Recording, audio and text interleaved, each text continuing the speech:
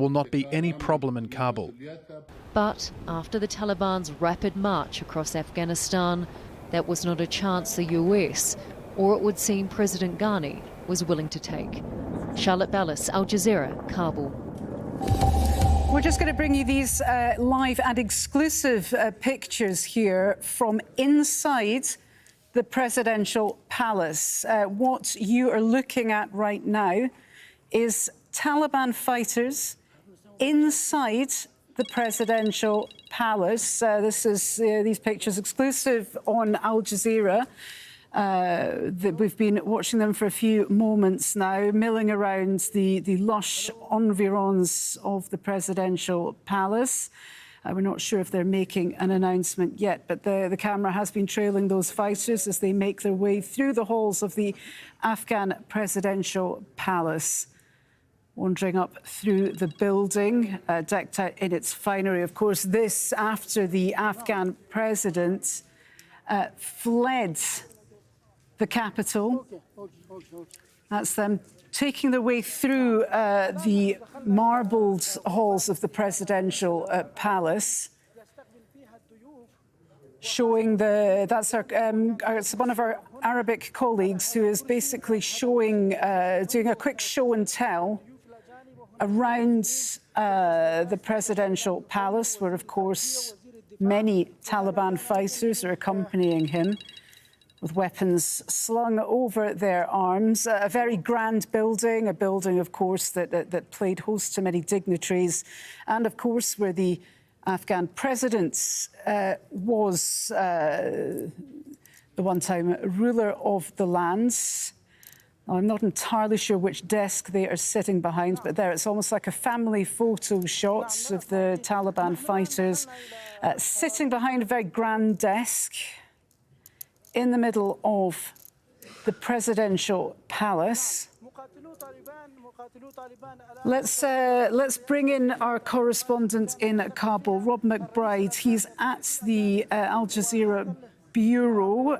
When we get a translation, of course, we'll try and bring that up. But for now, Rob, we're just showing our viewers these fairly stunning exclusive pictures, I also have to add, from Al Jazeera, of Taliban fighters placing their guns on the desks, sitting behind the desk of, we assume that is the desk of the Afghan president. A fairly stunning turnaround of events in Kabul. You started the day certainly with the news that the Taliban fighters were surrounding the city.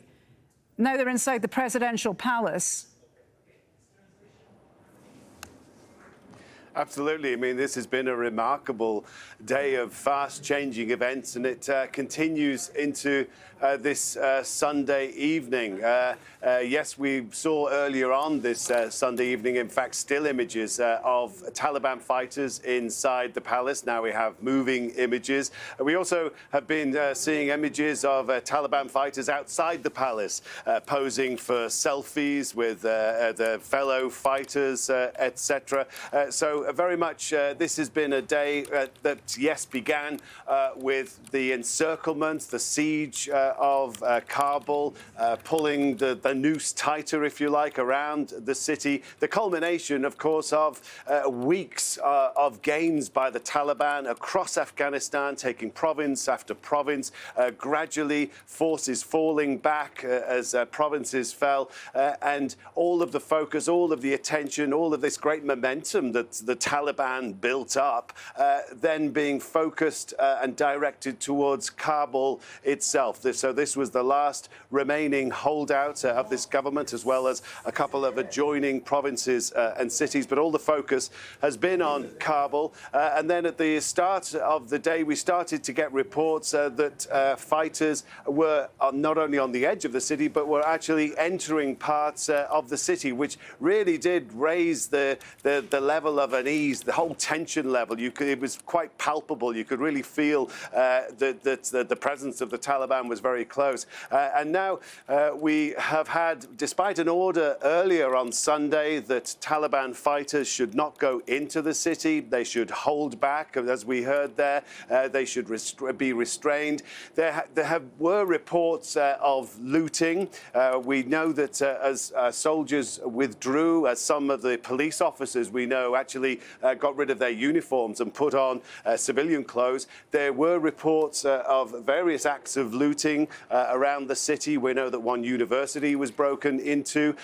So that seemed to coincide with this move by the Taliban to direct its fighters to actually go into the city, ostensibly to stop the looting. That's at least what they have said, to maintain law and order, countermanding, it seems, their earlier order to do so. So that's what we've seen. And in fact, on the streets, we have seen now where there used to be soldiers, where there used to be police, actual Taliban figures now taking over simple duties like directing traffic or stopping vehicles to do vehicle checks, to check who's inside, where those people are going, but very distinctly wearing the sort of the gab, the clothing of Taliban fighters.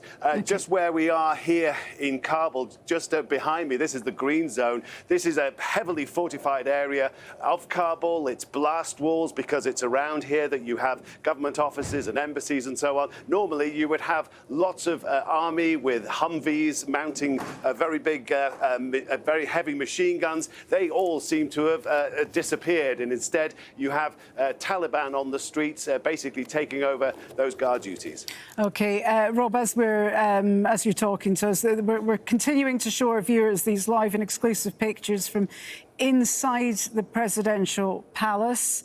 There are phones being passed between the fighters. We're still trying to get a translation for you, but just to get a sense of what's happening. But we are certain now, that's confirmed, the Taliban are inside the presidential palace in Kabul. Guns on the desks, certainly posing there, it seems, for a family photo, an announcement of some kind. It will certainly come as a great shock, Rob, to many in Afghanistan. Over the last few weeks, people have been reacting with surprise, certainly, to the speeds of the takeover. And this, it seems to be a complete takeover now, does it not? They're brandishing now a bullhorn in order to make some kind of announcement there. But this is certainly a takeover. We had been hearing from the Taliban earlier that they would not enter Kabul. They were wanting a peaceful transition of power. How peaceful is it on the streets of Kabul right now?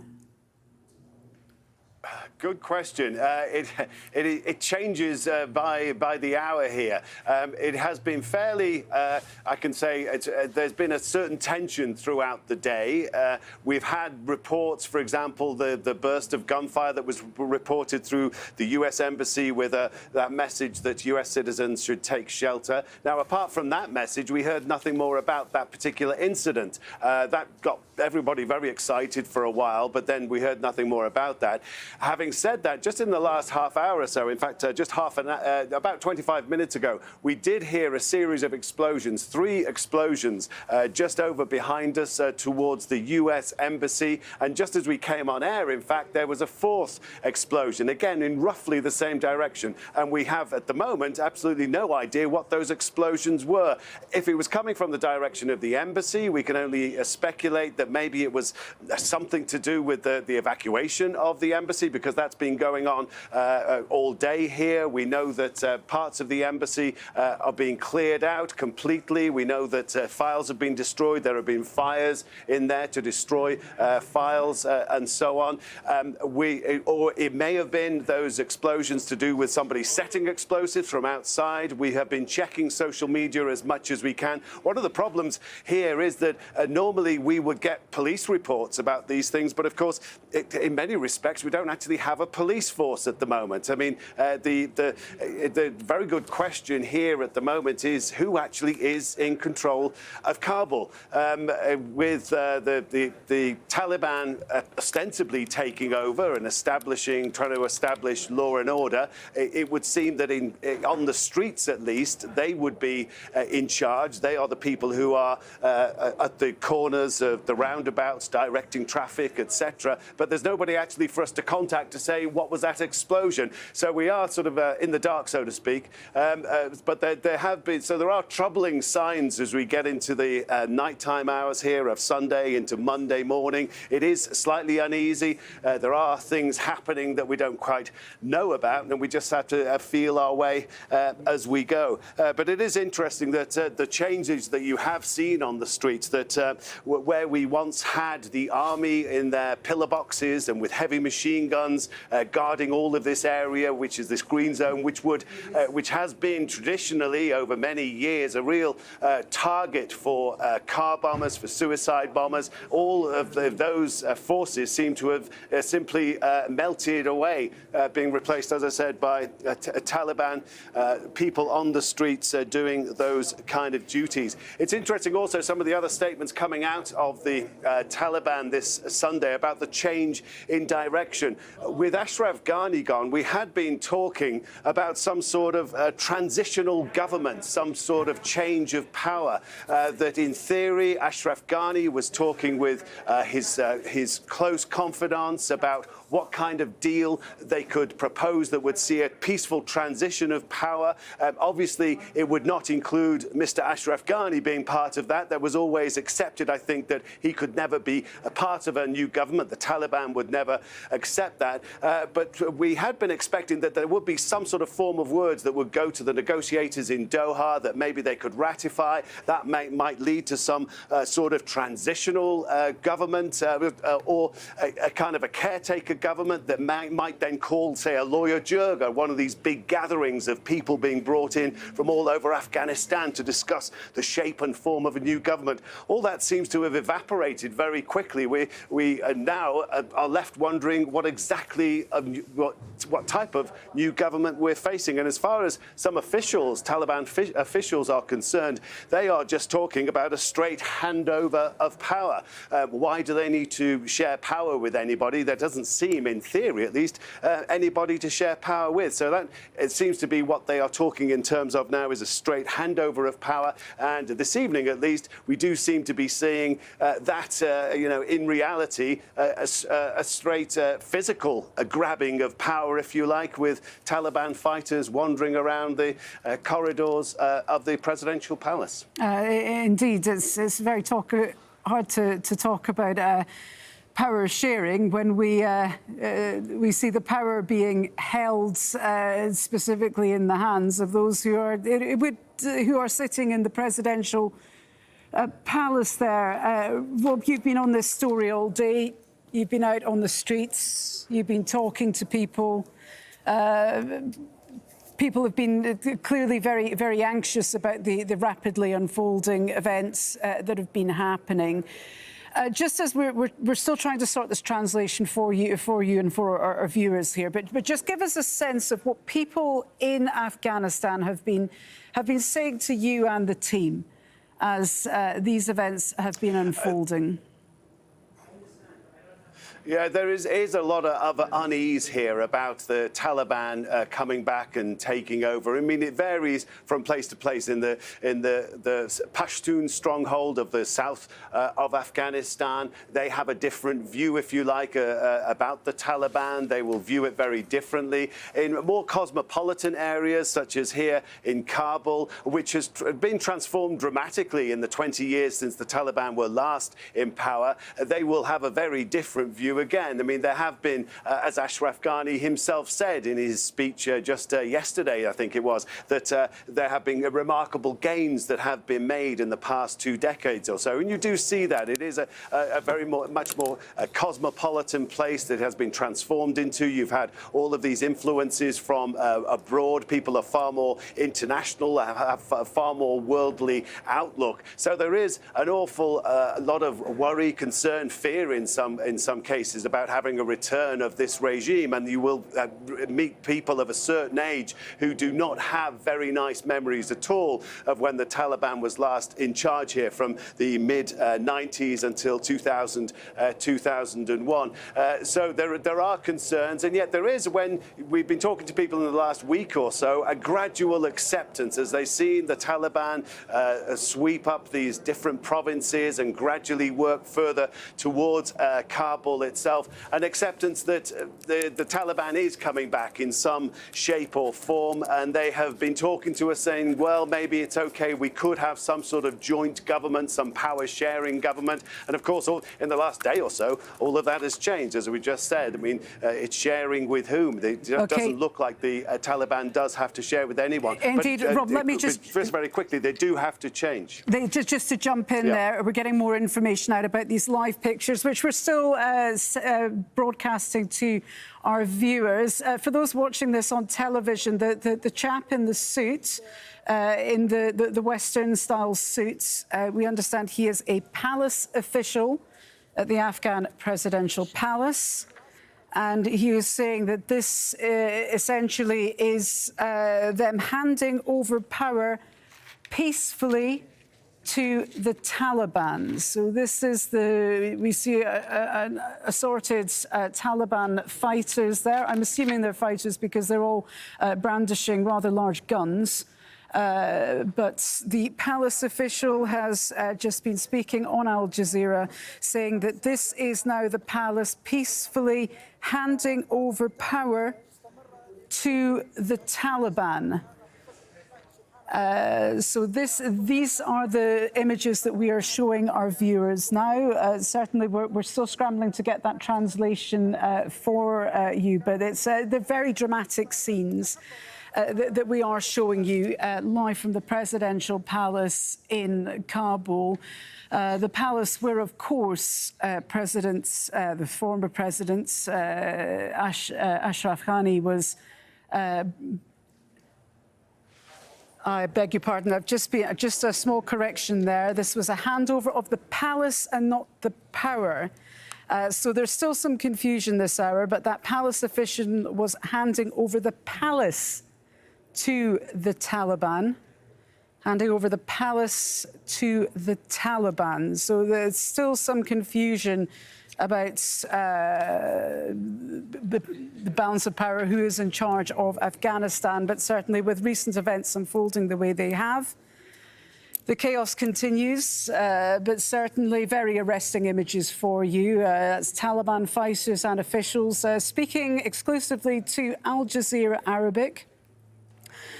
We have had the palace official handing over the presidential palace to those Taliban fighters.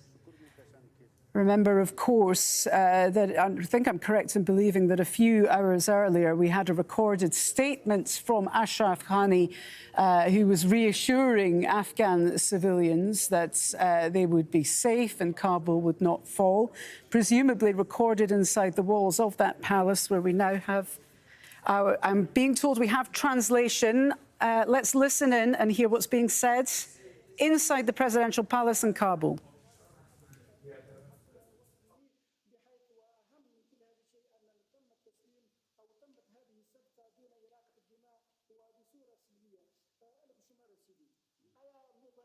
So we're just now that you have entered the city, are you going to revive the previous Islamic Emirate of Afghanistan, or are you going to share power with the others as well?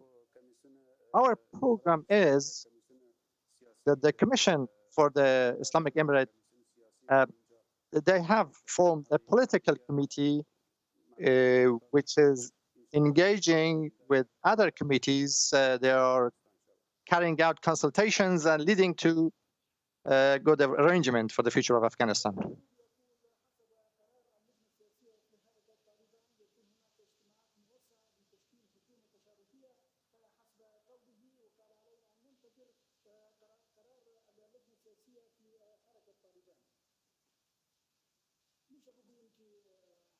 Can you tell us when are your leaders coming to Afghanistan?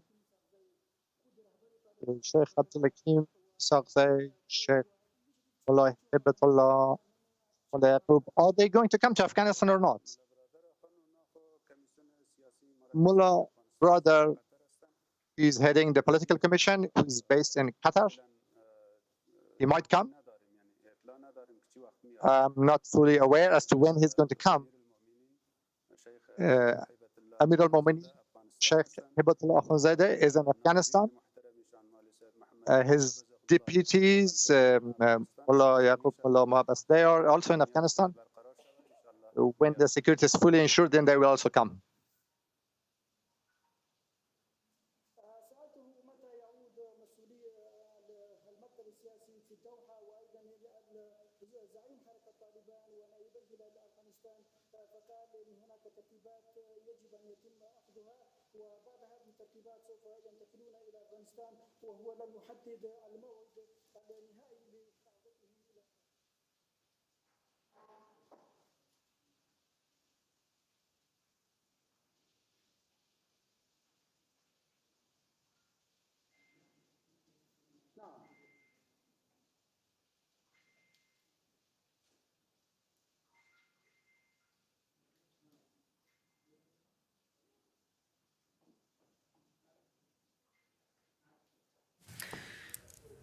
Okay, they've just stopped talking for the moment. There's a bit of a delay in between, because we're working with several different languages here. There's a delay between the translations, but the gist of what we heard, they were asking about officials, Taliban officials, who of course have been negotiating in Doha in Qatar, asking where they are. Will they be coming back to Afghanistan? And the response there was that once the security is fully assured, then those Taliban officials who have been doing the negotiating over several weeks and months, they will be coming back to Afghanistan. I'm just waiting to get more of a sense from our translators as to what's happening. For viewers just joining us now, you're watching live pictures from inside the Afghan presidential palace in Kabul. Remarkable scenes, really.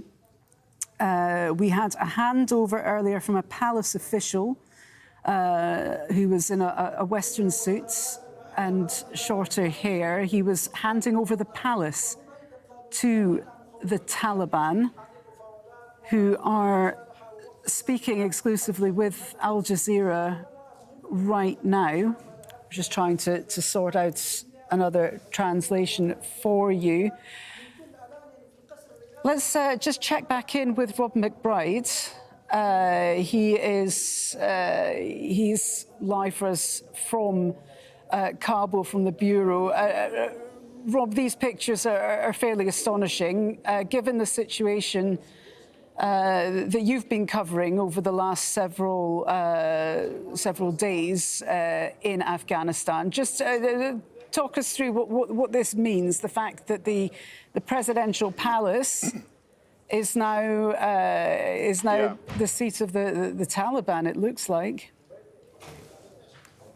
I mean, it is pretty extraordinary. Well, one thing you have to say with the Taliban is their grip on media and social media. And we've seen this in the previous weeks as they have advanced steadily around the different provinces around Afghanistan. They have been very good, very quick at uploading clips and very deft at that, of the use of social media. And one of the things you see constantly, and you keep on getting mixed up of which provincial capital was which, the places they head for is the governor's residence. That's always seen as the seat of power in all of these provinces, and that's one of the images you look out for as an indication of, yes, okay, the Taliban will often exaggerate their claims of what they have achieved, but that is one of the telling indicators of when they have somebody with a large weapon sitting behind a grand desk in what was the former governor's office.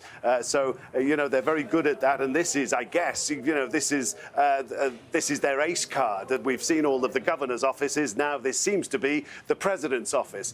So again, they're very good at uploading these images, at promoting these images.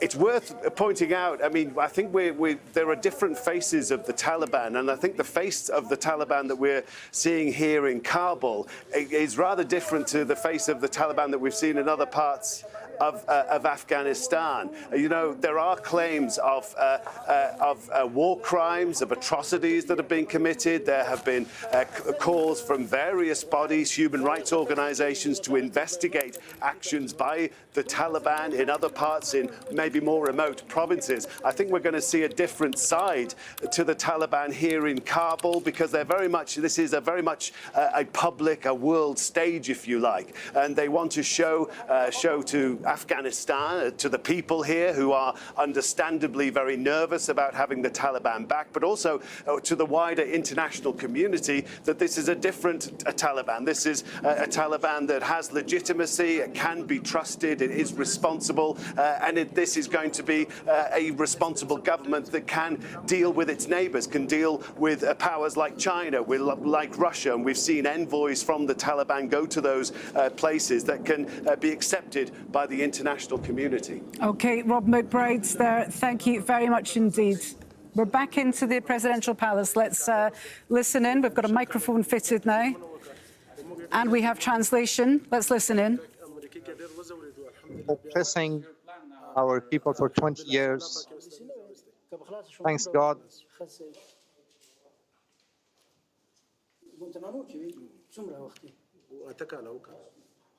I was in Guantanamo for 8 years.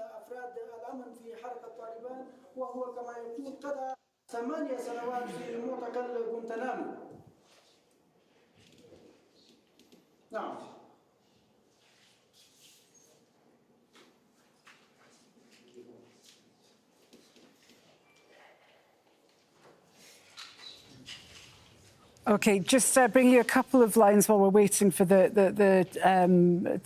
we're having some audio issues. We're waiting. Nothing's being said right now, so we're pausing the translation there. But we have heard from Qadi Salahuddin, a central security official of the Taliban, who said they're happy because there has been no bloodshed.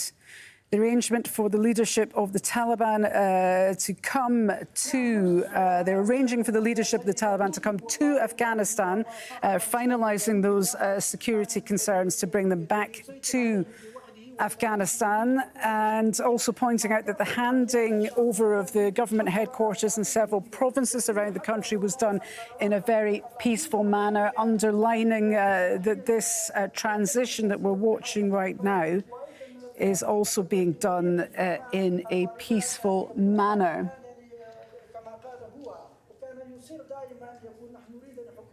So let's get some reaction to this now. We're joined now on We're going to stay on these pictures, but I'm joined now by Omar Samad.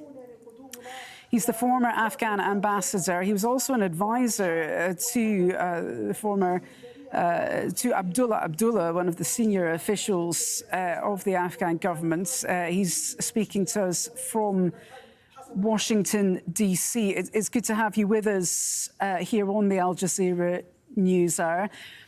Just watching these pictures that we're broadcasting live from the presidential palace, what do you make of this? Well, it's stunning. It's something that in some ways is historic. After 20 years, the Taliban are back, and as though they had not left, even though these were very long 20 years, a lot of bloodshed. 9/11 took place, and thereafter they were ousted, and there's been a war going on for 20 years. Billions and trillions of dollars were spent. Tens of thousands of people have died. So I think, obviously, it depends on your politics, but it's a bittersweet moment depending on who you are. We hope that for Afghanistan, it turns out to be an opportunity to get back into a normal and become a normal, peaceful country. a country that has seen 43 years of war and now needs some level of peace and stability. Now, whether the Taliban can bring this is doubtful. They would have to do it with the help of the Afghan people and all other political and social factions in the country. I don't think one single group can do that. They have to respect the will of the people in so many ways, and hopefully, instead of becoming a sort of an opposition to the gains of the last 20 years, that they can build on that and help the Afghan people move towards a healing process. We've just heard, well, the Afghan President Ashraf Ghani has just published a Facebook post saying that he left the country in order to avoid bloodshed. So we are hearing now from Ashraf Ghani, who at one time was sitting behind that desk in the presidential palace, now being occupied by several Taliban fighters. We're still on these exclusive pictures out of the presidential palace.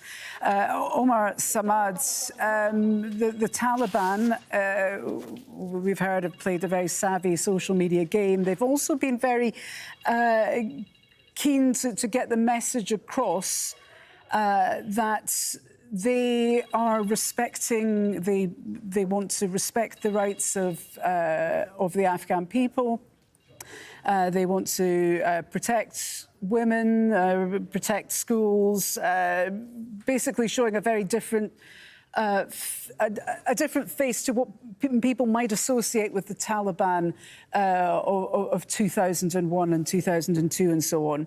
Are you reassured by these promises that the Taliban have been issuing over the last hours and days? Well, the proof is in the pudding. So it really depends on their behavior and on their actions and ultimately their policies. It's one thing to make those pledges at this stage. It's another thing then to actually execute and implement those. I think it's going to be a big test for the Taliban to prove to the rest of the world and prove to the Afghan people that they have changed, that they are not the Taliban of the 1990s, that they mean well, that they actually care about the Afghan people, that they care about men and women and girls going to school, that they care about the youth that make up 80% of the country, that they care about the Afghan economy and security and stability and all of that. We do know that the Taliban, for example, have a harsh justice system, but it has to be used judiciously and it has to be used within a certain framework that people can adhere to. And at the end of the day, I think they need to also respect some of the freedoms and liberties that Afghans deserve as Muslims as well as citizens of that country, like the freedom to express themselves, the freedom to move. So all of that is very important, and it's a big test for the Taliban.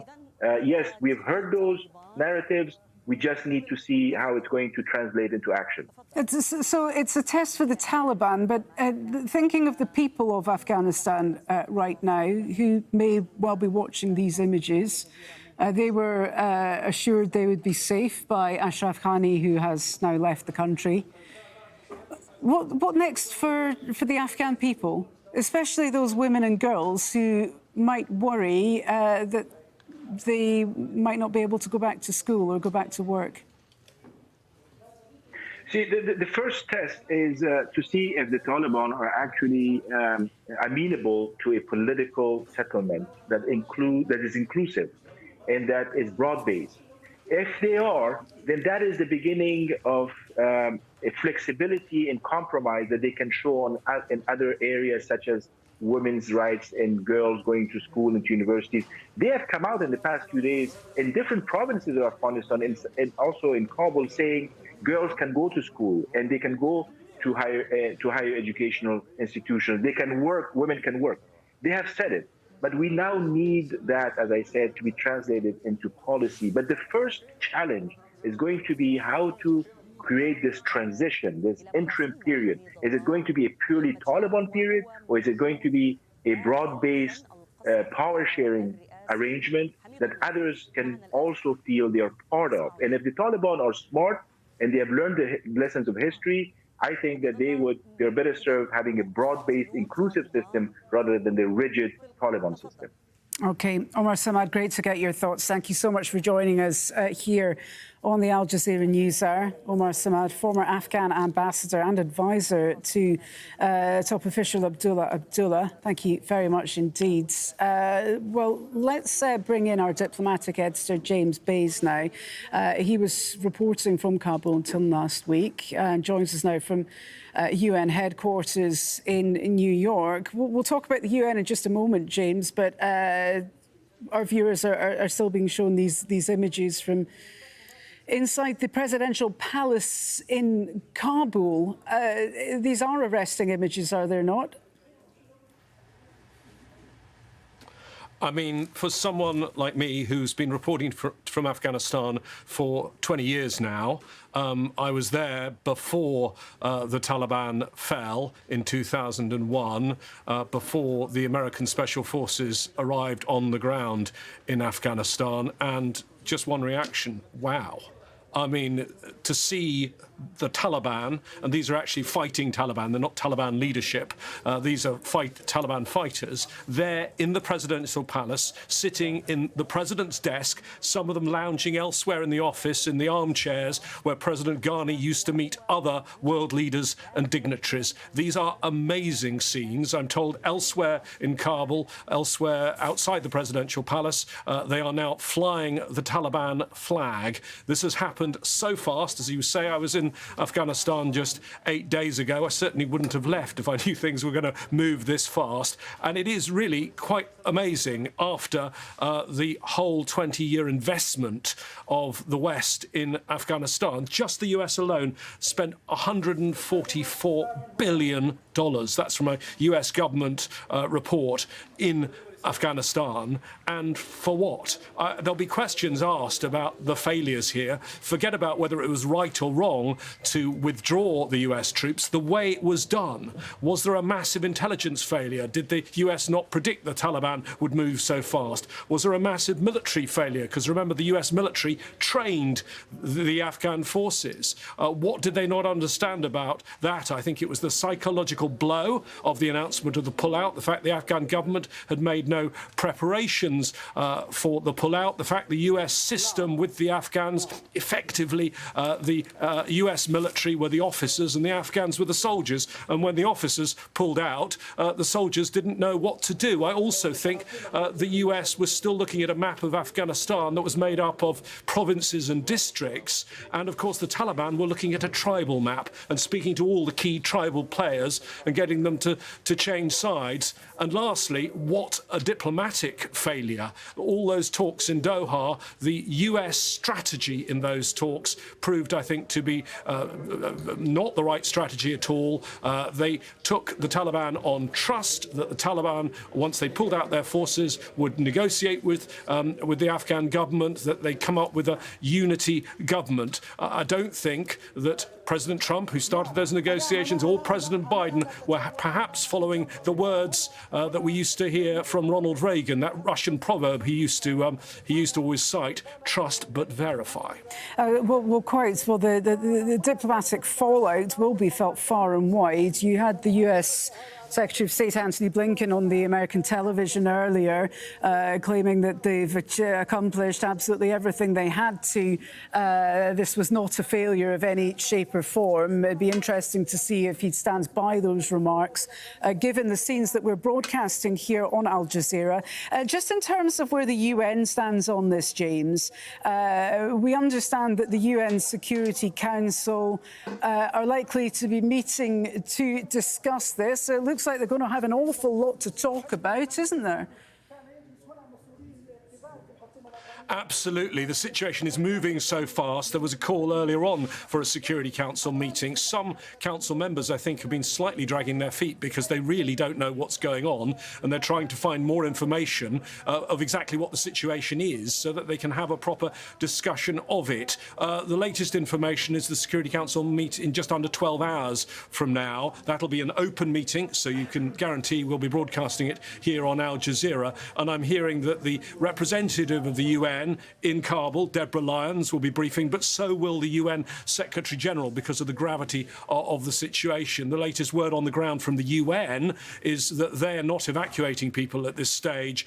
They are not doing any operations, though. All UN staff confined to their compound means no humanitarian work is going on. They are desperately worried about the security situation, as are many of these diplomatic missions, which are now scrambling to get their personnel out of Afghanistan. Remember, out of the 15 Security Council members, 6 of those countries were actually countries that had, at some point or other, soldiers in Afghanistan. And, of course, some of them, particularly the US and the UK, had very large numbers of soldiers in Afghanistan. We've seen pictures in the last couple of hours. The French ambassador already evacuated. There are reports that the US ambassador is also now left Kabul. We don't have that confirmed at this stage. OK, certainly things are moving very, very fast indeed. James Bays, though, following events live from the United Nations in New York. Thank you very much. You never know, James, you may find yourself on a plane back to Afghanistan at this rate. But thank you very much indeed for bringing us that update from New York. Let's take you back to Kabul. Well, we're still showing our viewers those exclusive pictures from inside the presidential palace, where Al Jazeera has been live inside the palace, where Taliban fighters have been speaking to our colleagues on Al Jazeera Arabic. We have also heard from certainly a palace official who was handing over the palace, control of the palace, to those Taliban fighters. Rob McBride, you've been following developments in Afghanistan, well, in Kabul, really all day. The day started with the stunning footage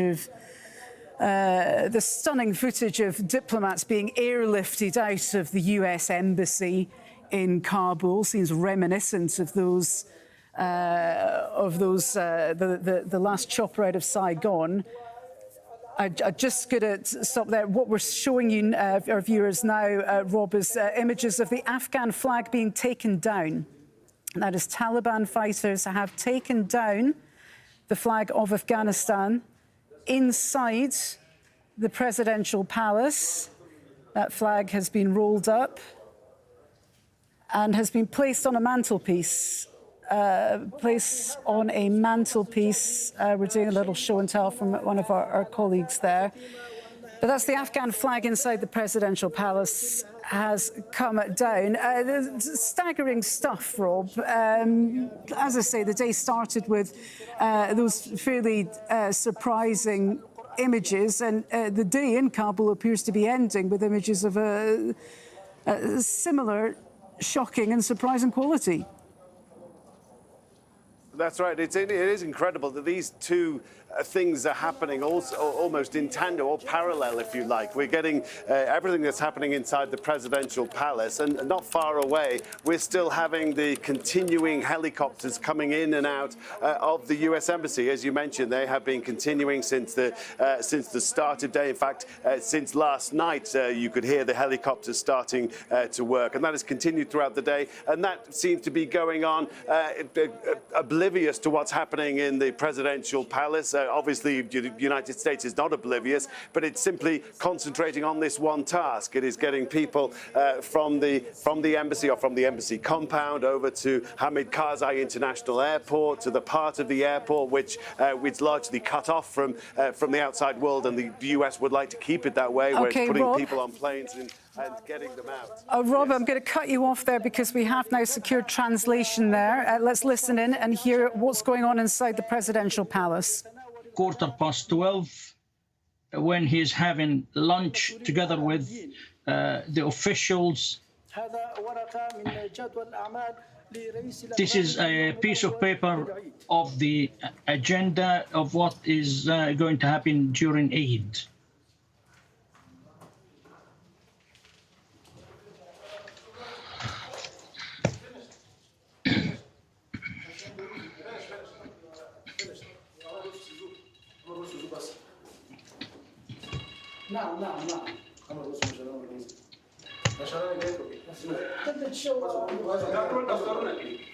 Yes.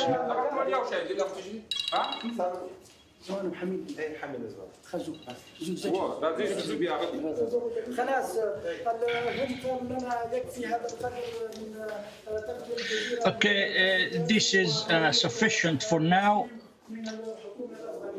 So things are moving very fast, of course. Anyone following events throughout the day will have known that things have been moving very fast, very unpredictable. What we've just been watching is that's one of our colleagues from Aljazeera Arabic who is inside the presidential palace with those Taliban fighters, basically doing a show and tell for our viewers in Arabic. So after that flag had been taken down, the flag of Afghanistan inside the Afghan presidential palace, we have been showing you some of the objects inside that room. We now have one of the fighters on the phone, clearly discussing those monumental events. This is the Taliban, of course, for very many viewers just joining us, who are inside the presidential palace in Kabul.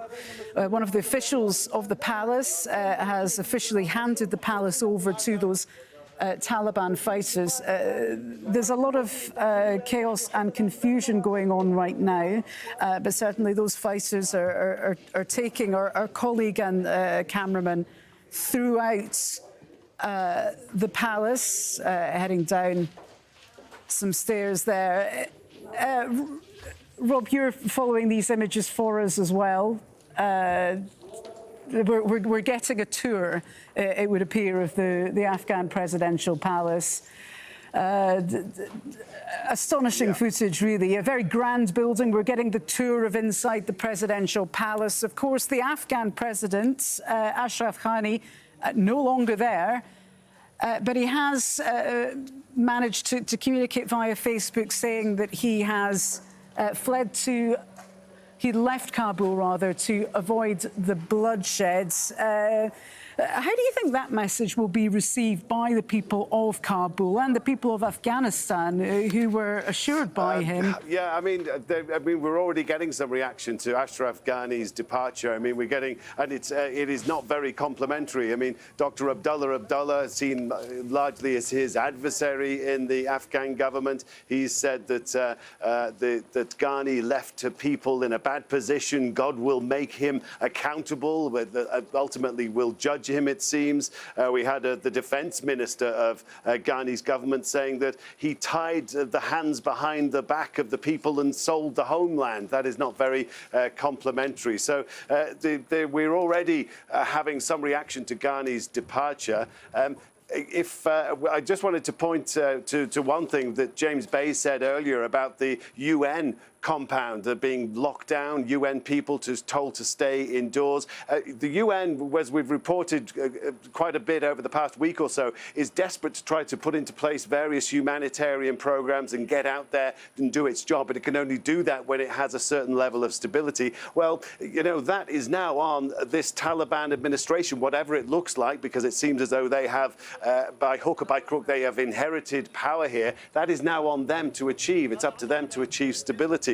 It's also, you know, they also now own this humanitarian problem, which arguably they have helped to contribute to. All the thousands of people who have been pouring into Kabul trying to escape fighting in other parts of the country. So that also comes with taking power. It's not just taking down the flag, it's putting up your own flag and then taking on the responsibilities that go along with that. OK, Rob McBride there with us following that continuing coverage. Thank you very much indeed. We're staying with this live feed from the from the presidential palace in Kabul. We're walking through the grounds of the palace. Let's speak now and get some analysis on this from Asfandyar Mir, senior expert at the United States Institute of Peace and a specialist on Afghanistan. You're watching these images with us. We see the Taliban moving through the presidential palace. Looks like they're heading outside. It'll be interesting to see whether the Taliban flag or the flag of Afghanistan remains above the building. We'll keep an eye out for that. Can I just start by getting your reaction to this? Look, this footage you are getting, the exclusive footage, it is iconic. It is stunning in many ways, and to me it indicates two things. One, it signifies that the Taliban have forcibly taken over Afghanistan. This is something that the international community told the Taliban not to do, and yet they've done it. And with that, I think this really affirms the collapse of the U.S.-backed Afghan Republic. It had been collapsing over the last week or so. The Taliban had been taking all this territory, but these images that you're showing, that the Taliban are inside the presidential palace called the Org. This is extremely significant and really puts a face to the Taliban's takeover. Well, it's interesting because things have moved very, very swiftly indeed. We appear to have lost that feed. We're back inside. We're just showing you again, our viewers who are following this, just showing you again those pictures from earlier of Taliban fighters behind the desk of the presidential palace. It's interesting because when the day started and reports emerged that the Taliban were outside the city walls, and they were told by the leadership, they will not enter the city. We want to reassure people. We'll be having talks to try and negotiate a handover of power or such and such. They're inside the city walls. I mean, they didn't stay back. There was the excuse given that they were there to provide security. But, I mean, do they need to secure the presidential palace? What does this say? What conclusions can we draw from the statements the Taliban are making, given the situation is changing so fast? Look, the Taliban's battlefield behavior has not been in sync with their public statements. For the last few months now, the Taliban have been saying that they're not looking for a military solution, that they're interested in negotiations, but they have not negotiated in earnest. And instead, they have mounted this military offensive, which is now at Kabul. They've taken the presidential palace. So I have a hard time believing a lot of the statements that the Taliban put out, which makes me very skeptical about the future. When they talk about rights, I'm extremely concerned. And now the international community has a major challenge at hand. I think